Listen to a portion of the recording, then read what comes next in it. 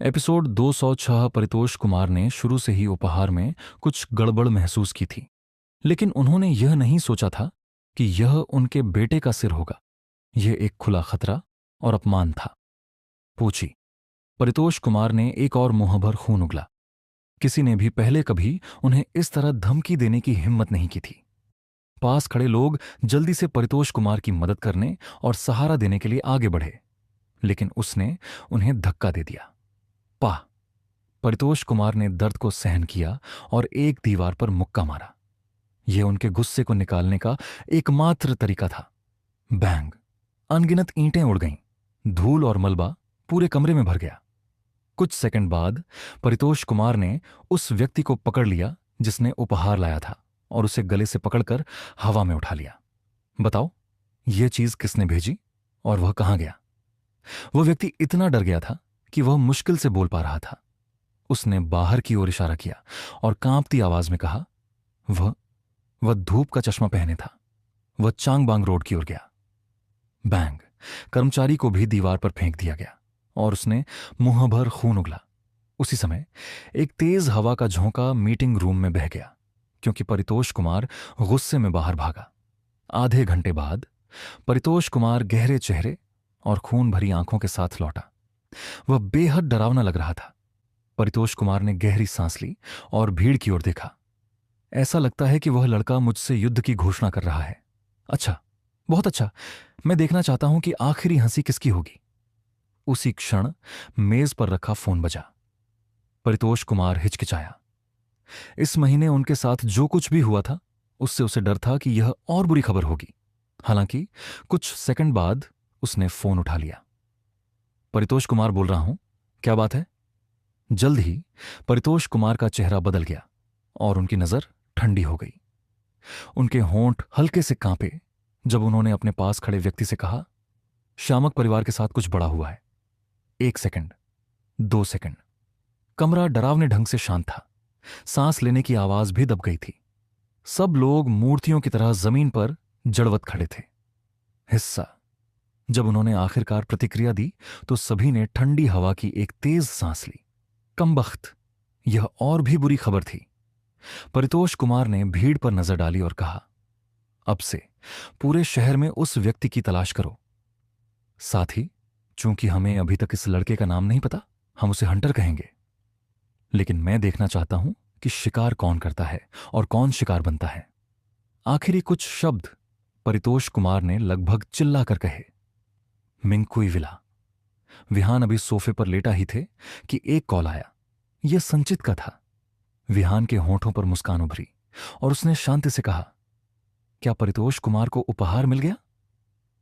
संचित के मुंह के कोने हल्के से फड़के और उसने सिर हिलाया। हां, उन्होंने तुरंत खून उगल दिया। मैंने उन्हें इतने सालों में पहली बार इतनी दयनीय हालत में देखा। हालांकि मिस्टर विहान, आपको तैयार रहना होगा। परितोष कुमार और भी गुस्से में हैं क्योंकि वह आपको नहीं ढूंढ पाए। उन्होंने आपको एक कोड नेम भी दिया, हंटर। चीजें वाकई बिगड़ रही हैं। शायद आपको रुकने के बारे में सोचना चाहिए मिस्टर विहान। हंटर? मजेदार। विहान अच्छे मूड में था और पूछा, क्या परितोष कुमार का जन्मदिन भोज अभी भी आयोजित होगा? संचित ने सिर हिलाया। यह अभी भी होना चाहिए। मिस्टर विहान, क्या आप वाकई इतना आगे जाना चाहते हैं? क्या कुछ हो सकता है? आखिरकार परितोष कुमार की वर्तमान ताकत उनकी रैंकिंग से कहीं अधिक हो सकती है। इसके अलावा भोज में कई शक्तिशाली विशेषज्ञ मौजूद होंगे। भले ही आप दूसरों को डराना चाहते हो, यह तरीका बहुत चरम है। कॉल समाप्त हुई। विहान ने समय देखा और महसूस किया कि प्रिया और जिया चौहान अभी तक वापस नहीं आई थीं। इसलिए उसने ड्रैगनस्लेयर तलवार निकाली। पहले इसकी शक्ति देखने के बाद वह इसे फिर से गढ़ने के लिए इंतजार नहीं कर सका। विहान को हथियार बनाने का ज्ञान नहीं था, लेकिन अमर्क देव द्वारा दी गई जानकारी का हिस्सा टूटी तलवारों को फिर से गढ़ने की एक विधि थी। विहान ने ड्रैगन स्लेयर तलवार को छूने के लिए हाथ बढ़ाया और उसमें से एक हल्की दुष्ट आभा निकली। इससे पहले कि वह इसे छू पाता, उसकी हथेली पर एक कट बन गया। हालांकि मेरे पास फिर से गढ़ने की विधि है, इसके लिए बहुत सारी सामग्री की जरूरत है और यह थोड़ा परेशानी भरा है। हालांकि रंजीत मल्होत्रा को इसका अधिकांश हिस्सा संभाल लेना चाहिए। अभी सबसे परेशानी वाली बात इस तलवार की मुख्य सामग्री है। मुझे नहीं पता कि यह तलवार किस सामग्री से बनी है। विहान ने बुदबुदाया। जैसे ही विहान ने बोलना खत्म किया, विहान की आंखों में ठंडी चमक उभरी। क्या मैंने तुम्हें विला में कदम न रखने के लिए नहीं कहा था? उस क्षण विहान के सामने एक सुंदर आकृति प्रकट हुई। यह राधिका थी, जो श्वेमेई पैलेस से थी। राधिका ने विहान को कुछ सेकंड तक देखा और कहा, मैं यहां तुम्हें यह बताने आई हूं कि श्वेमेई पैलेस कुछ समय के लिए तुम पर हमला नहीं करेगा। मैंने खबर को दबा दिया है। विहान स्तब्ध रह गया और राधिका को रुचि के साथ देखने लगा। एपिसोड 207। विहान की प्रतिक्रिया की कमी को देखते हुए राधिका की नजर उसके हाथ में टूटी हुई तलवार पर पड़ी और जल्द ही उसने समझ लिया। विहान, क्या तुम इस तलवार को दोबारा बनाने की योजना बना रहे हो? विहान ने राधिका को तुरंत नहीं भगाया। आखिरकार उसने उससे ड्रैगनस लेयर तलवार प्राप्त की थी। संभवतः वह तलवार के बारे में कुछ जानती थी, इसलिए उसने पूछा, राधिका, तुमने ये तलवार कहां से प्राप्त की? राधिका की सुंदर आंखें विहान को घूर रही थीं। उसने सीधे जवाब नहीं दिया, बल्कि कहा, अगर तुम चाहते हो कि मैं जवाब दूं, ठीक है। मैं एक बात जानना चाहती हूं। विहान थोड़ा नाराज हुआ। वह अब शर्तें लगा रही थी। बोलो, क्या तुम्हारा श्यामक परिवार के विनाश और परितोष कुमार के बेटे के सिर काटने से कुछ लेना देना है? ज्यूमेई पैलेस की सदस्य के रूप में राधिका को स्वाभाविक रूप से पता था कि पिछले कुछ दिनों में जियांगनान प्रांत में क्या हुआ था। जब उसने फोटो में उस आदमी की पीठ देखी तो वह तुरंत विहान के बारे में सोचने लगी।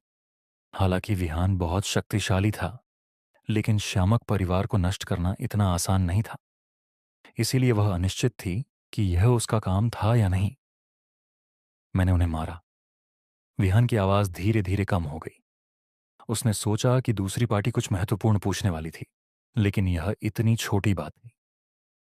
हालांकि राधिका मानसिक रूप से तैयार थी, फिर भी विहान के स्वीकार करने पर वह हांफने से खुद को रोक न सकी। यहां तक कि उसने विहान को देखने का तरीका भी बदल दिया। यह लड़का वास्तव में इतना मजबूत था कि उसने जियांगनान प्रांत के एक शीर्ष मार्शल आर्ट परिवार को आसानी से नष्ट कर दिया। फिर राधिका ने चुपचाप राहत की सांस ली। सौभाग्य से उसने इस व्यक्ति को दुश्मन नहीं बनाया। तो तुम वह हंटर हो जिसने जियांगनान प्रांत में कई ताकतों को डर से कांपने पर मजबूर कर दिया।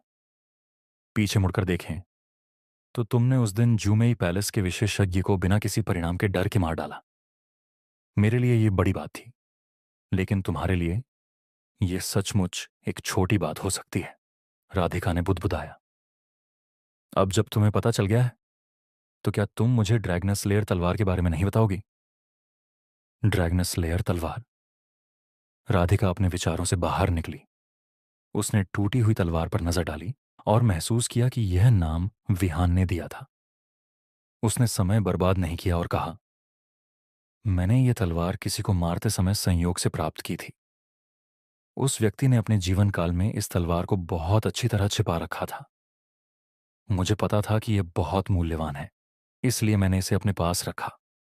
इन सभी वर्षों में मैं इस तलवार की उत्पत्ति की जांच कर रही हूं। उसने विहान की ओर देखा और पाया कि वह बड़ी रुचि से उसे घूर रहा था। यह तलवार 200 साल पहले तलवार बनाने वाले प्रतिभाशाली नरेश मेहता ने बनाई थी और इसे बनाने में उसे पूरे 3 साल लगे। उसने इसमें अपना दिल और आत्मा डाल दी थी। हालांकि जब यह तलवार बनी तो उसे एक प्रतिक्रिया का सामना करना पड़ा और वह जीवित नहीं रहा। उसके बाद तलवार गायब हो गई। किसी को नहीं पता था कि यह कहाँ गई या किसके पास थी, जब तक कि मैंने इसे खोजा नहीं। हालांकि उस समय यह तलवार पहले से ही टूटी हुई थी। मैंने एक बार इसे दोबारा बनाने के लिए किसी को ढूंढने की सोची, लेकिन इसके लिए बहुत सारी चीजों की जरूरत थी। वास्तव में हुआशिया में कोई भी तलवार बनाने वाला नरेश मेहता की तुलना नहीं कर सकता। उसके बाद मैंने इस मामले को एक तरफ रख दिया। विहान, अगर तुम इस तलवार को दोबारा बनाना चाहते हो तो मैं तुम्हें कुछ उपयोगी जानकारी दे सकती हूँ। नरेश मेहता ने इस तलवार को बनाने के लिए जो मुख्य सामग्री इस्तेमाल की थी वह बेहद दुर्लभ है। तुम पूरे देश में खोज कर भी दूसरा नहीं पा सकते। हालांकि नरेश मेहता के वंशजों के पास इस तलवार को बनाने के लिए इस्तेमाल की गई बची हुई सामग्री है। नरेश मेहता के वंशज अब कहाँ हैं? विहान ने प्रसन्नता से पूछा। राधिका की सुंदर आंखें घूमी और उसने हल्के से कहा, जियांगनान प्रांत का मेहता परिवार। इन शब्दों को सुनते ही विहान ने तुरंत रिवर सिटी के वीरेंद्र मेहता और आयुषी मेहता के बारे में सोचा। अगर उसे सही याद है तो रिवर सिटी का मेहता परिवार जियांगनान प्रांत के मेहता परिवार की एक शाखा है। हालांकि क्या मेहता परिवार पारंपरिक चिकित्सा में विशेषज्ञ नहीं था? वे कब से तलवार बनाने लगे? मानो विहान की उलझन को भांपते हुए राधिका ने समझाया, सतह पर जियांगनान प्रांत का मेहता परिवार दक्षिण पूर्व हुआशिया में सबसे बड़ा औषधीय जड़ी बूटी व्यापारी है। वे पारंपरिक चिकित्सा के लिए भी प्रसिद्ध हैं। हालांकि यह इतना सरल नहीं है। औषधीय जड़ी बूटी का व्यवसाय मेहता परिवार के लिए सिर्फ एक आवरण है। जियांगनान प्रांत का मेहता परिवार हानि रहित लगता है, लेकिन वास्तव में वे शीर्ष मार्शल आर्ट परिवार भी उन्हें उकसाने की हिम्मत नहीं करते। क्या तुम जानते हो क्यों? राधिका ने विहान के उलझे हुए भाव को देखा और उसके होठों के कोने हल्के से मुड़े। विहान ने कुछ नहीं कहा, इसलिए राधिका ने जारी रखा। मेहता परिवार के पूर्वजों ने अनगिनत विशेषज्ञों के लिए व्यक्तिगत हथियार बनाए। इन विशेषज्ञों के साथ उनके संबंधों के कारण कौन मेहता परिवार को छूने की हिम्मत करेगा? यह कहने के बाद दरवाजे के बाहर अचानक हलचल हुई। जिया चौहान और प्रिया वापस आ गई थी। मैं जा रही हूं, तुम अपना ख्याल रखना। फिर राधिका विहान की नजरों से गायब हो गई। थोड़ी देर बाद दरवाजा खुला। प्रिया ने सोफे पर बैठे विहान को देखा, फिर चारों ओर नजर डाली और पूछा, विहान, मैंने अभी बाहर एक लड़की की आवाज क्यों सुनी? जिया चौहान ने भी भौहें सिकोड़ लीं और कमरे को स्कैन किया, लेकिन उसे कोई नहीं दिखा। तुमने चुपके से किसी महिला को विला में तो नहीं लाया क्या? विहान मुस्कुराया और दोनों लड़कियों को देखा। तुम दोनों यहां हो तो क्या मुझे अभी भी महिलाओं को लाने की जरूरत है? प्रिया और जिया चौहान शर्मा गईं। तुम्हारी जबान चिकनी है, लेकिन तुमने जो कहा वह सच है। विहान ने दोनों लड़कियों के साथ थोड़ी देर बात की और फिर तीसरी मंजिल की बालकनी पर गया, एक सिगरेट पी और वीरेंद्र मेहता का नंबर डायल किया। वीरेंद्र मेहता और आयुषी मेहता अभी भी वर्चुअस बेनेवोलेंस हॉल में होने चाहिए। जल्द ही कॉल कनेक्ट हो गई।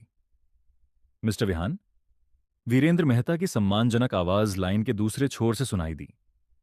हाँ, मैं हूं। एल्डर वीरेंद्र, आप हाल ही में कैसे हैं? मिस्टर विहान के पूछने के लिए धन्यवाद। मैं ठीक हूं। वैसे मैंने सुना है कि मिस्टर विहान जियांगनान प्रांत गए हैं। अगर मौका हो तो हम मिल सकते हैं। आप भी जियांगनान प्रांत में हैं? विहान ने जल्दी से पूछा। हाँ, मुख्य परिवार अगले कुछ दिनों में एक बैठक करेगा। आयुषी और मैं जियांगनान प्रांत में मेहता परिवार के निवास पर होंगे। विहान प्रसन्न हुआ और जल्दी से बोला, तो इंतजार करने की कोई जरूरत नहीं है, हम अभी मिलते हैं। आप कहाँ हैं? मैं आपके पास आता हूं।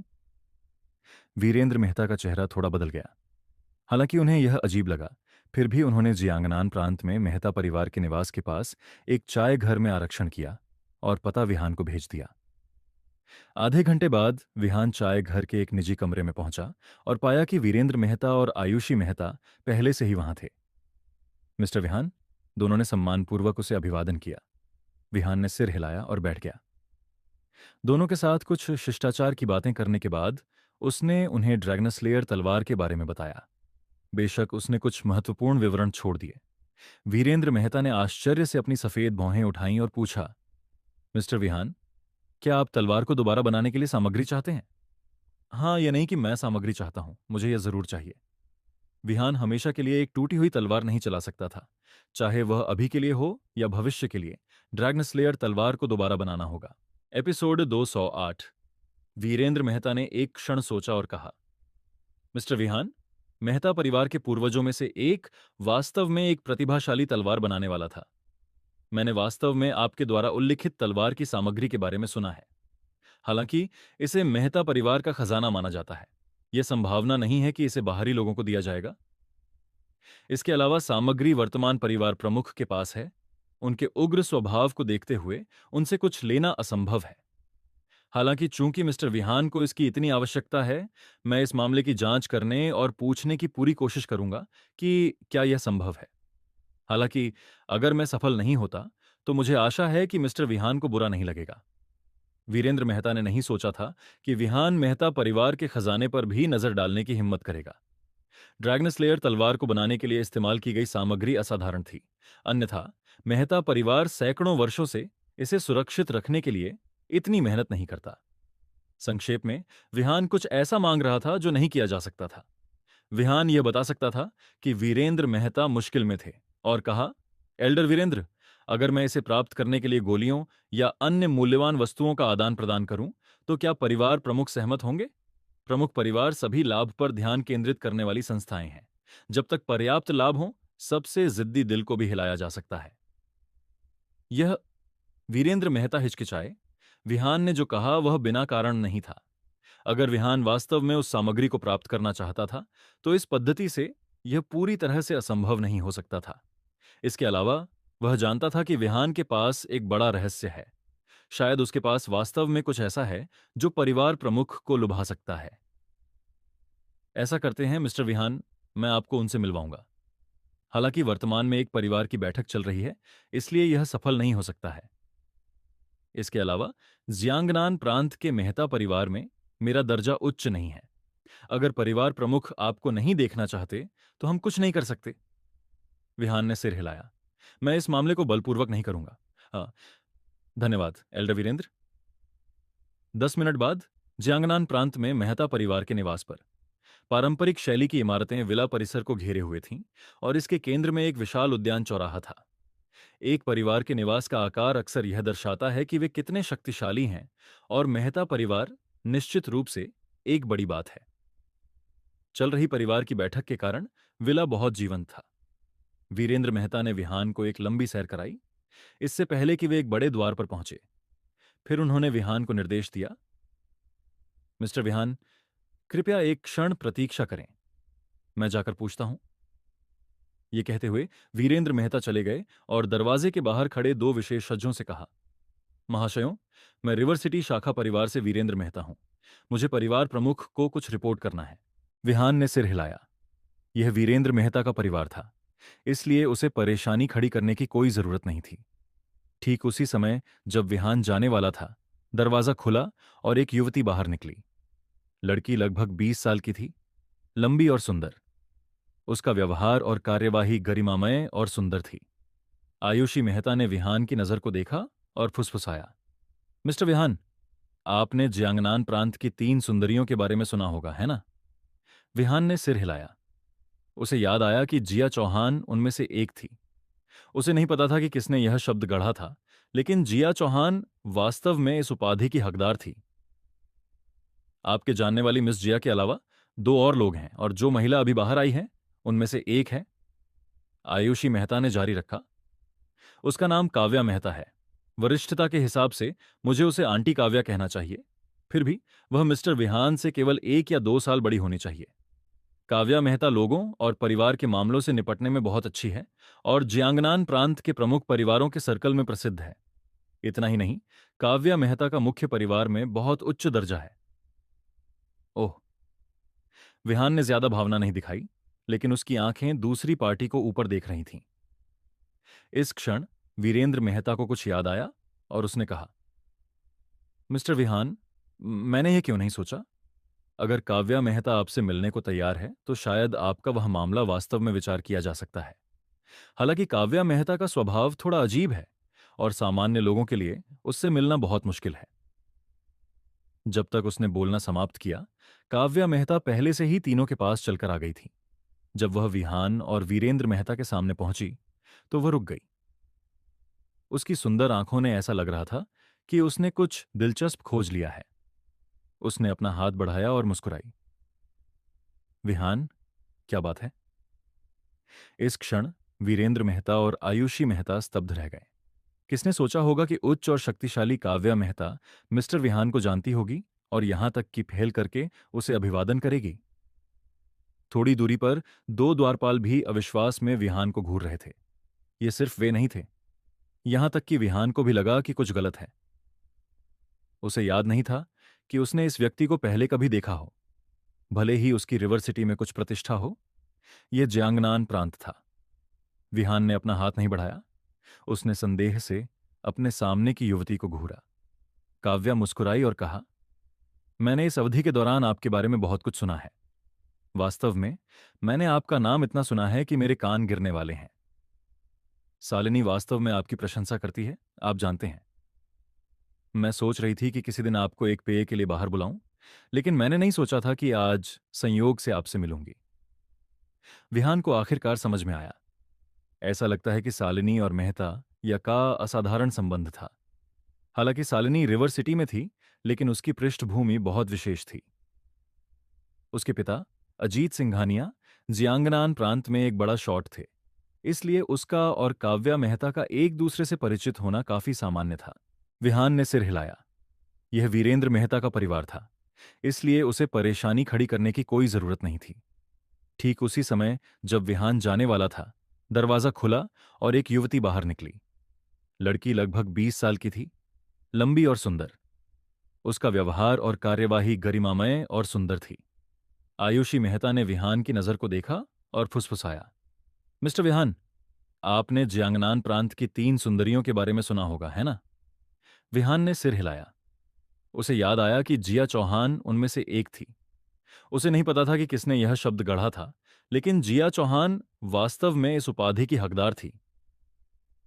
आपके जानने वाली मिस जिया के अलावा 2 और लोग हैं, और जो महिला अभी बाहर आई है उनमें से एक है। आयुषी मेहता ने जारी रखा, उसका नाम काव्या मेहता है। वरिष्ठता के हिसाब से मुझे उसे आंटी काव्या कहना चाहिए।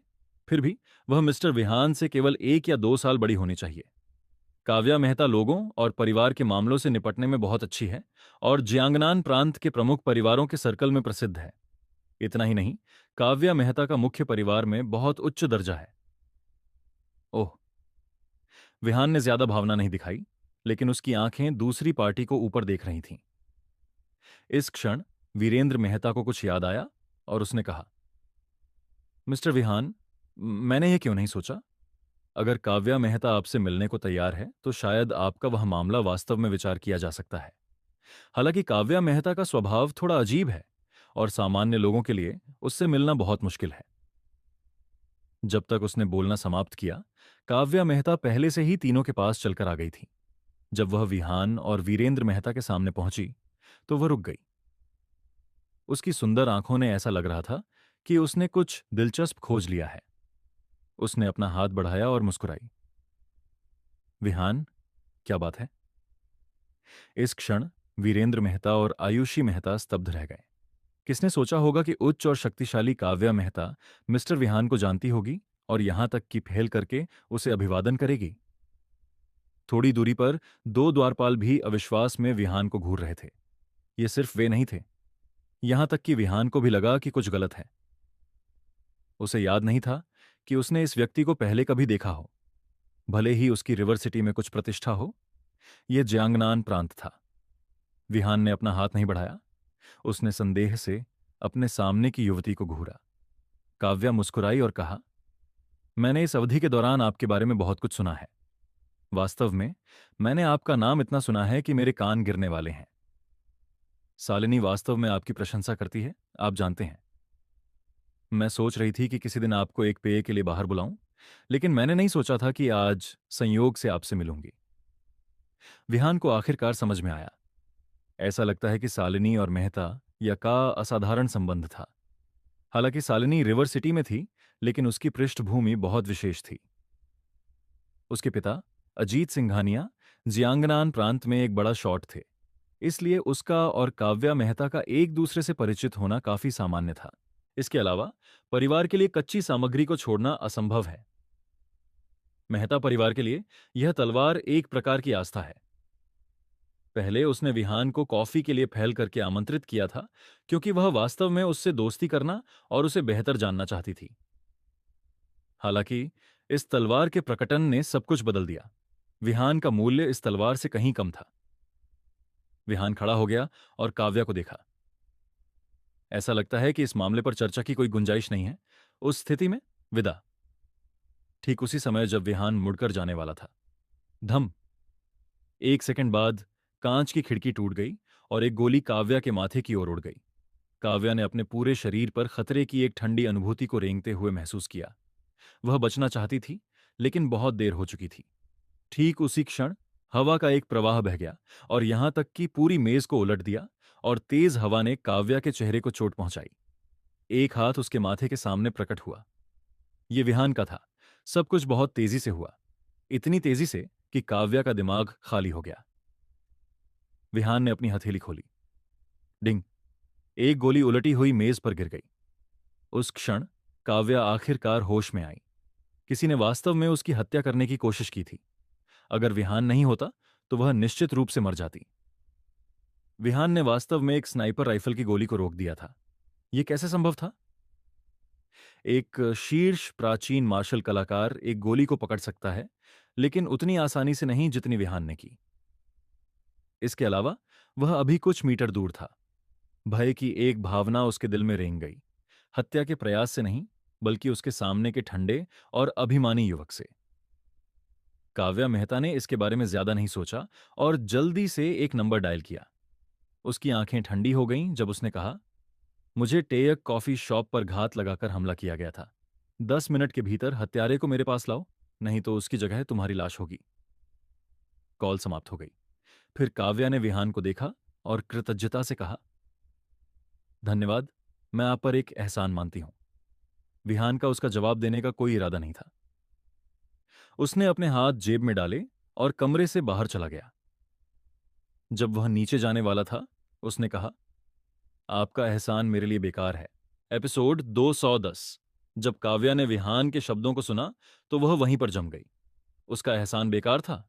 अगर यह कोई और होता तो वह सोचती कि दूसरी पार्टी मुश्किल से पाने की कोशिश कर रही है, लेकिन उसने विहान के शब्दों से केवल तिरस्कार महसूस किया। हां, यह तिरस्कार था। उसने सोचा कि वह पागल हो रही है। किसी ने भी उसे कभी इतना निराश नहीं किया था। वह वापस बैठ गई और अपनी आंखें बंद कर लीं। उसने अपने दाहिने हाथ से अपने मंदिरों को रगड़ा, जैसे कि वह किसी चीज की प्रतीक्षा कर रही हो। 10 मिनट बाद मेहता परिवार के 2 अधीनस्थ एक आदमी को, जिसके सभी अंग टूटे हुए थे, काव्या मेहता के सामने लाए। युवा मिस, मैं अपराधी को यहां ले आया हूं। दोनों ने उस आदमी को जबरदस्ती जमीन पर दबा दिया। इस क्षण काव्या मेहता एक अलग व्यक्ति में बदल गई लग रही थी। उसका पूरा शरीर ठंडी हत्या की मंशा छोड़ रहा था। उसने अपने सामने के आदमी को नीचे देखा और कहा, तुमने मुझे मारने की कोशिश क्यों की? तुम्हें किसने भेजा? मेरे पास केवल ये 2 प्रश्न हैं। आदमी ने अपना सिर उठाया और काव्या मेहता को देखा। उसकी आंखें लाल थीं और उसने कुछ अजीब शब्द कहे। इसे सुनकर काव्या मेहता का चेहरा थोड़ा बदल गया। ऐसा लगता है कि यह उन लोगों का समूह है। दूसरी पार्टी ने पहले अनुबंध तोड़ा और हमारे मेहता परिवार ने कार्रवाई की। ऐसा लगता है कि वे अब और खुद को रोक नहीं पा रहे हैं। अगर विहान नहीं होता तो शायद तुम लोग मुझे मार देते। मैं धमकियों से नफरत करती हूं, मैं धमकियों से बहुत नफरत करती हूं। काव्या ने अपना हाथ बढ़ाया।